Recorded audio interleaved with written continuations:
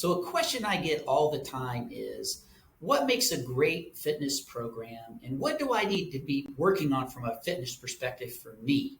Well, I love to answer that question because I think there's some really important criteria to understand when you're crafting your own personal fitness program. First off, we all know we need to exercise. There's tons of great research behind it, and we all know we need to. But we want to get the most out of our time. So, three criteria that make it really effective for you or not is first off, that it is comprehensive and complete. And then it really truly is effective at addressing our musculoskeletal components of our musculoskeletal foundation. So, what does that mean? That it improves mobility, improves strength, improves balance, improves posture.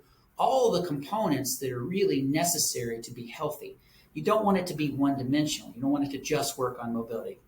You don't want it to just work on strength. It should be comprehensive and complete and really change the things that it needs to change from a foundational basics.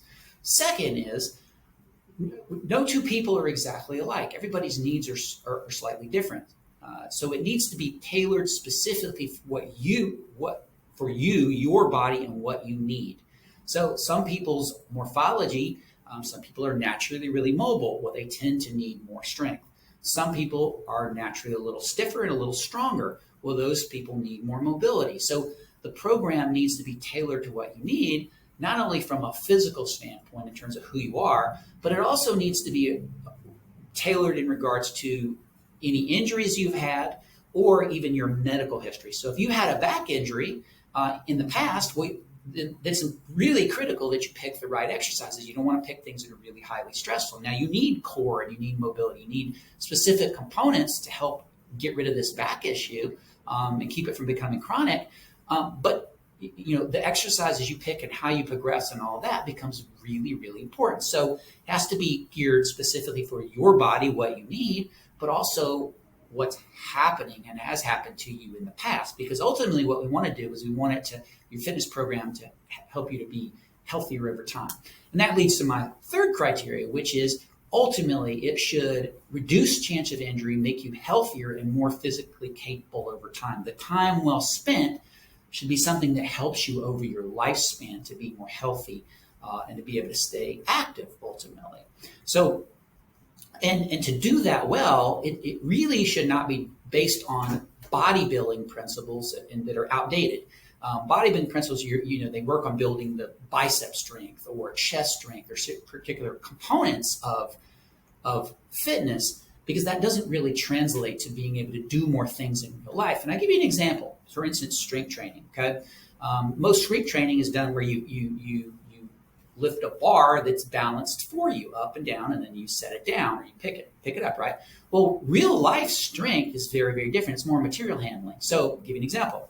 If you're going to mulch your yard, well, you have to be able to squat down, lift up a bulky mulch bag that weighs about 40 pounds, squat down, lift it from the ground, move to a different place, and then spread it out. Well, that requires mobility in lots of different positions, and then also stability in each of those positions, and then balance to move from foot to foot, and to be able to negotiate the weight and the size of the mulch bag. So that is a dynamic situation that requires movement skill.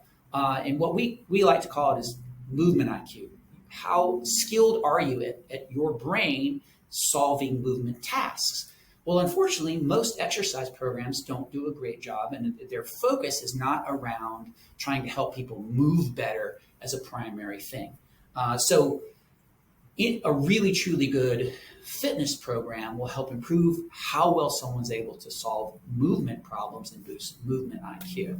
And that's what really translates to you being able to do the things that you have to do in life, like sitting, standing, working on a computer, riding in a car, doing things that cleaning things around the house, right? Things you have to do, but also things that you love to do, like biking, hiking, participating in sport. Well, that's a much higher physical demand in terms of nervous system skill.